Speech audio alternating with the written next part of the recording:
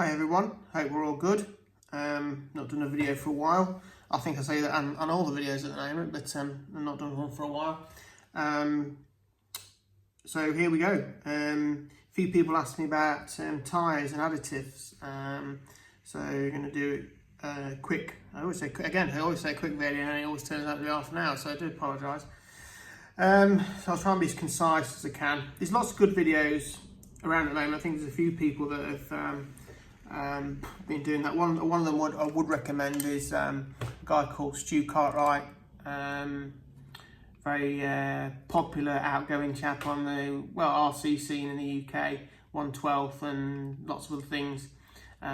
He does a podcast which is well worth a listen to, and they're doing some YouTube sort of Zoom stuff, and he's managed to get David Spashit, which is sort of like the godfather of 12th in the UK, and I would highly recommend checking some of the David Spashit stuff out, because when he talks, you listen basically. So all good stuff. But so what we're going to go through today is foam types, tyre sizes, truing tips, additives we use, and some tips with regard to that. So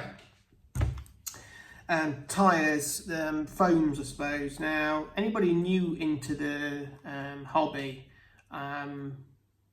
it's probably a little bit overwhelming because there are so many. You've got, I'll probably forget, usually you've got the main ones, I suppose, in the UK that we use are Contact, JFT, Hot Race, Mobgums, Altis. There'll be other ones as well out there that people sort of use as well. One of the things I suppose about tyres is that it's one of the big consumables. So if you manage to get a deal, or you can get some stuff cheaper and performance is the same, then you're probably going to save yourself a fair bit of money throughout the year. However, obviously it's only £1, £2 a set, so I would always lean, pick a tyre that works with the car, works with you, works with where you race, because it's fundamentally it's one of the most important things. It's the thing that attaches the car to the track. So tyres, the right foam, the right tyre prep is so important. You can have a perfectly set up car. If you've got the wrong foam or the wrong additive on, you can be literally nowhere compared to somebody that's just got the tyres switched on. It can be that different. So within those different manufacturers they talked about, there'll be if we going back, there was always, with JFT, it's quite easy, A foam and S foam. S foam is a sort of synthetic, and A foam is more sort of natural rubber based. Now, Contacts make these what we call T foams, which is a sort of synthetic, and we're very lucky with the Schumacher team is that 9.5 times out of 10 they will work, and they will be a very, very competitive tyre on most surfaces. There's the very odd occasion where we may look to try something else, but it's a very odd occasion, and even then we've got A foams now. So this is the tyres that I would recommend for the Eclipse 3. So that's Contact T foams, 35s, front and rear. So lots of foam types. The other thing is, obviously, if you're all on the same chassis and then somebody puts a tyre on and goes a lot quicker, then ask them what tyres they're running. It's as simple as that sometimes.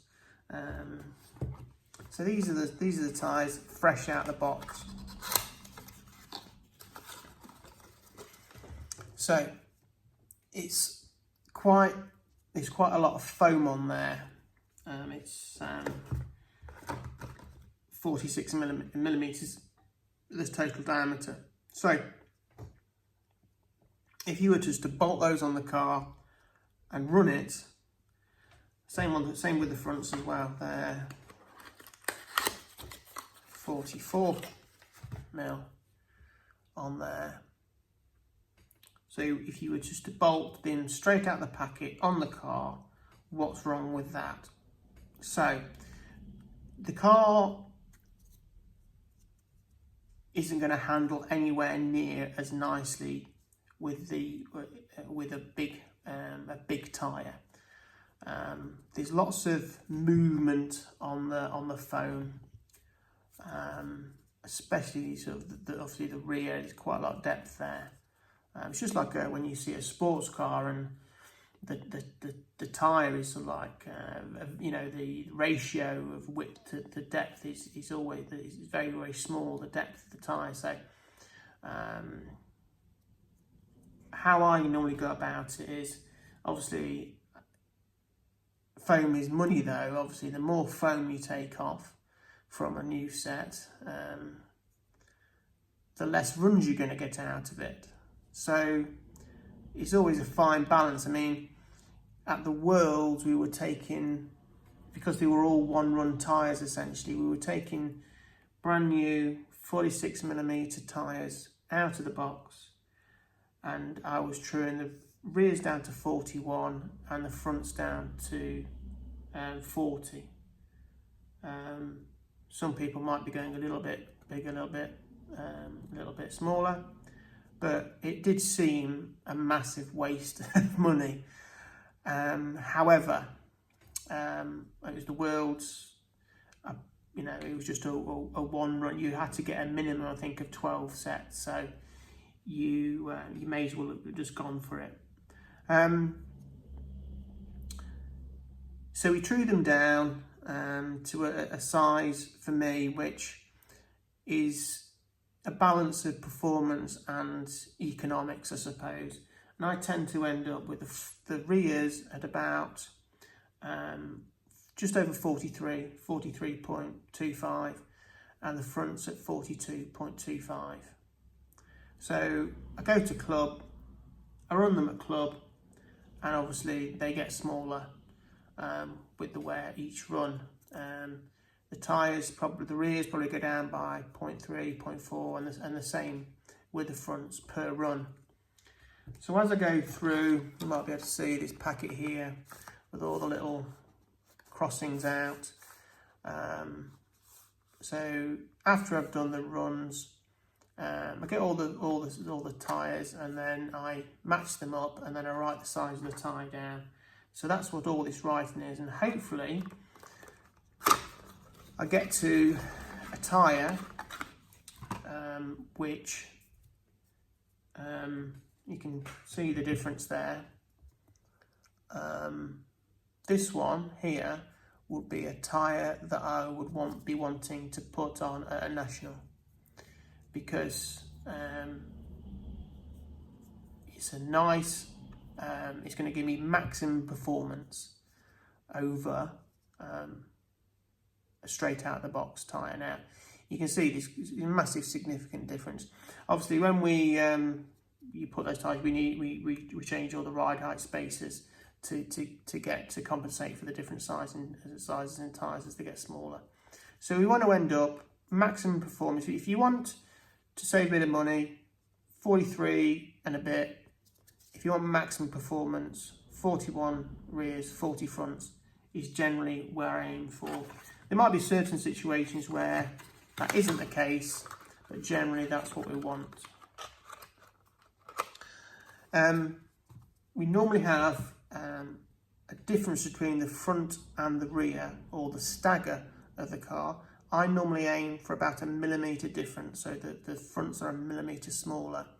Now, if you were to go bigger than that, so say 1.5 to 2 mil, the car would be slightly more stable on the rear, but you'd lose a little bit of agility.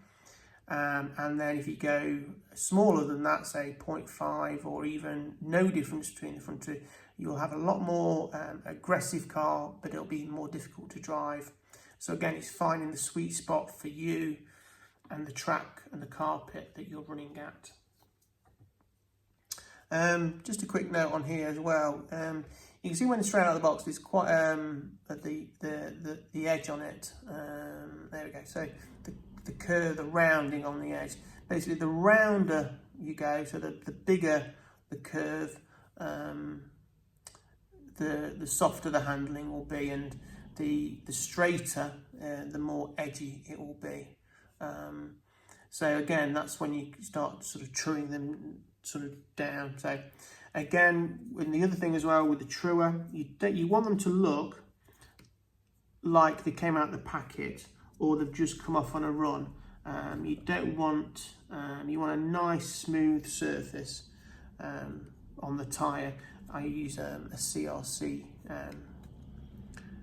cutting tool on my hoodie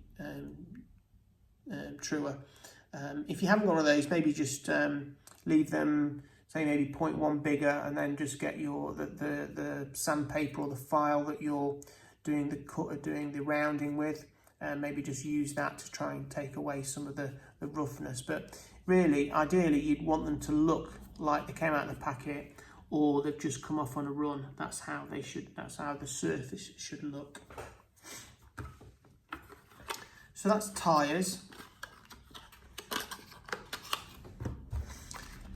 Additives, or I know a lot of other countries call it so tyre additive or tyre sauce. In the UK, we are restricted to 3 types of additive. I think we can use, pretty sure, in 12. You have spider blue, spider green, that's green, it might look a bit black, and then SXT. Just start with SXT to start off with. I think this works out, I think this is about £10 a bottle, where these are more like 16. So how long is this going to last? Depends how much racing you do, really, but it is a consumable.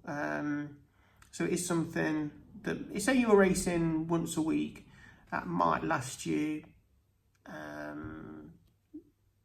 4, 5, 6 months. So if you're racing on a budget or you're just tight with your money, SXT does a great job. Sometimes it can work in, give slightly different handling characteristics. So it's useful to have in the bag. This is a Schumacher, I suppose, branded product. And then you have Spider Blue. Now this is just the most commonly used additive in the UK on foam tyres for both LMP 112 and GT12. It just works basically, whatever the formula they've made up into this bottle works. The other additive we can use, Spider Green, more grip, but it wears off quickly. So depending on track conditions, we can use that, and sometimes we use it in conjunction with Spider Blue. I'll go into that in a bit more in a minute. But let's just say we're going to just go through the routine of using Spider Blue.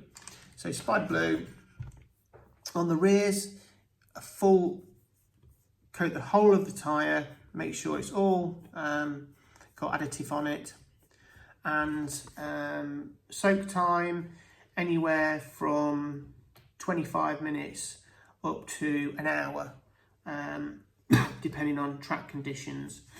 The fronts, you're just coating the inner portion of the foam, and depending on conditions, is how much that inner portion is. Sometimes it can be say 5/6 or 3/4. sometimes it's a quarter. Length of that, again, sometimes it can be 8 minutes, sometimes it can be 3 minutes. So a lot of this only comes from experience, trial and error, and that's why I really do believe that you go to your clubs and you practice and you play with things. I don't think I've done Additive the same 2 meetings running. There's always something we're trying, whether that's double soaking the rears, so you soak them and then you let it soak in for 20-30 minutes and then you soak them again. If you're struggling maybe for rear traction, or you might try putting on the additive and then wiping off early and doing all these things. Generally speaking, however, obviously if you're going to club, full width, try for half an hour, go halfway across for about a length of a race before and wipe off and leave it a few minutes to dry, and play from there. If it stirs too much, put it on for less time or don't put as much on. And it's really a little bit of trial and error. Just on the rears, sometimes if it's really busy at club and for performance you would like longer on the rear, but just for practicality you can't, one of these vacuum tubs can sometimes draw a little bit more additive into the tyre.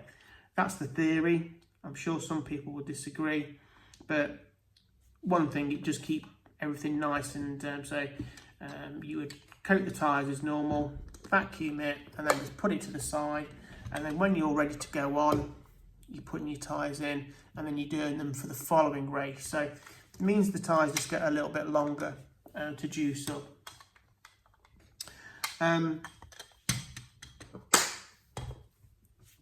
Just another little things with Additive. You're at a meeting and the car for the first minute to 2 minutes is a real handful on the front end of the car. It's oversteering. Sometimes what we try to do there is put spider green on the rears after we've done the spider blue. So again, how it will be is you coat the rears spider blue as normal 40 minutes before. When you go to put the fronts on, or just before you put the fronts on, you would wipe the blue off, put a coat of green on, and then you put the front on, and then when you wipe off, you would wipe the rears and then the fronts. Because it burns off, so it just gives the balance of the car, and then once it's burned off, and then you should have quite a nice balance all the way through the run. Getting a nice balanced car all the way through the run on the 12th car is sort of is difficult to do, but depending on using different additive tips, different techniques, and practicing and playing around with it, you can get it to do other things. Again, if it was a bit too grippy on the front, you could always try some SXT as well. If the car feels a bit too locked in, it doesn't give quite as much grip with SXT. The other thing that some people ask me is with the tyres. When I go club racing and we're going to do 3 runs and a final, I will have 4 sets of tyres. So I'll have 4 rears, 4 fronts, and ideally there will be all the same size rears and all the same size fronts. That means that I don't have to faff around with the car doing ride height changes, etc, etc. The other thing is that the additive, if you were just to do, for example, go to the other extreme and do 1 set, then the additive sort of gets into the tyre and it makes the tyre very soft. So the car's going to handle differently every run. It's not going to be as predictable, the setup changes that you're doing. You'll also find that you get more wear because the tyre's a lot softer. So although it might seem a bit indulgent having 4 sets of tyres, obviously the initial cost is more, but the long-term costs are going to be less. So that's what my advice would be. If your club does 3 runs, 4 runs, 5 runs, take a set for each run. The only exception would be is maybe, say you're doing a national and it's 6 runs, because there's big gaps between them, you can do 3 runs you take 3 sets, 1 run each, and then you go again. But give the tyres a little bit of a wipe with some brake cleaner. Spray some brake cleaner onto a towel, a bit of blue towel, and just give the tyres a bit of a rub, just to get rid of any of the sort of stickiness that's built up on the tyre. And that should work, but you still got the issue with readjusting the car for ride heights and stuff like that. So that's tyres. No straightforward answer with tyres really, but it is one of the things that if you've got a mate with you, you go racing with. My racing buddy Ashley, we're always playing around. You try that, I'll try that, and because we're always very similar in honestly similar in ability, similar in times that we achieve, we can see if one's worked or not. So it's always good to compare yourself against, not that you've gone quicker in a run because the track will evolve, but have you gone quicker compared with somebody? So say you did a run, first run, you're 0.2 a lap quicker than Jeff, and then you make a change and you go quicker, but now you're only 0.1 quicker than Jeff. That change probably has not worked. So always use the stopwatch to measure your performance, but also you need to be aware of the track evolving and how that's going to affect it as well.